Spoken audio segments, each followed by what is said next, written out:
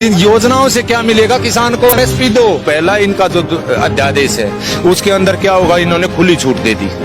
किसको दे दी? व्यापारी को, छोटे को, बाहर की कंपनी को या अंदर की कंपनी को।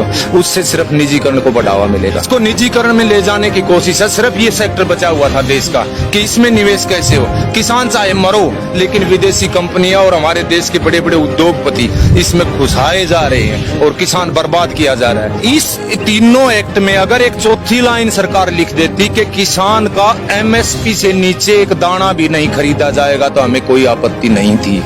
लेकिन एमएसपी शब्द को इन्होंने छुआ ही नहीं। तो जैसे सब्सिडीज दे रही है सरकार, हमें सब्सिडी नहीं चाहिए, हमें फसल का रेट चाहिए। हमें कर्ज की बात करिए, कर्ज नहीं चाहिए, फसल का रेट दे दो। हमें कर्ज लेने की जरूरत क्या पड़ेगी? सरकार, हमें अनुदान की जरूरत नहीं है, हमें हमारी फसलों के रेट दे दो।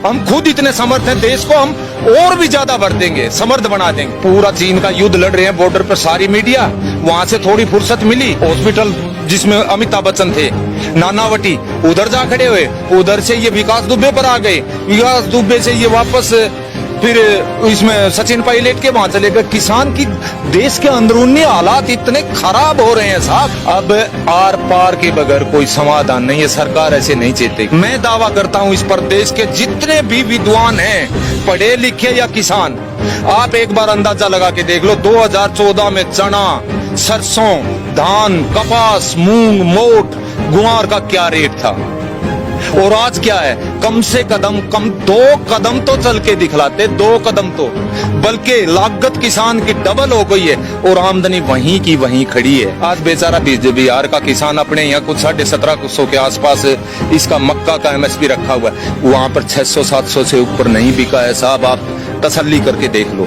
धान वहां पर 1200 से ऊपर नहीं बिका है, आप तसल्ली करके देख लो। वन नेशन वन मार्केट, मैं मेरे तोशाम का 5 किलोमीटर है, मैं मेरे वन नेशन वन मार्केट का मत करूंगा क्या? मैं आज तक मेरे डिस्ट्रिक्ट भिवानी के एक दाना नहीं लेके गया हूं किसी चीज का।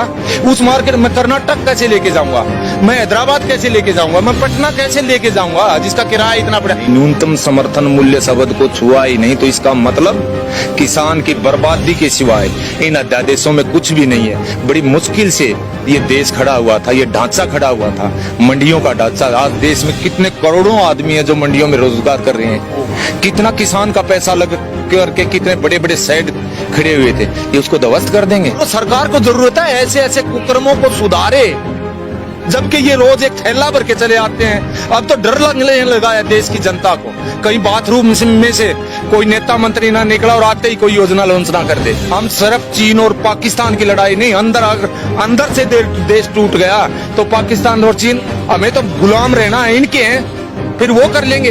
फर्क क्या पड़ेगा? अंदर से मजबूत करो देश को, और किसान के बगैर मजबूत कोई नहीं कर सकता, कोई नहीं कर सकता। हमारा देश कृषि प्रधान देश है और इसको उद्योग प्रधान देश बनाने की कवायद चली हुई है। WTO का प्रेशर हो या किसी बड़े बड़े अंबानी अदानियों का प्रेशर हो, बेचा जा रहा है किसान को। आज भी किसान को नहीं जागी तो भावी पीढ़ियां धिक्कारेंगी।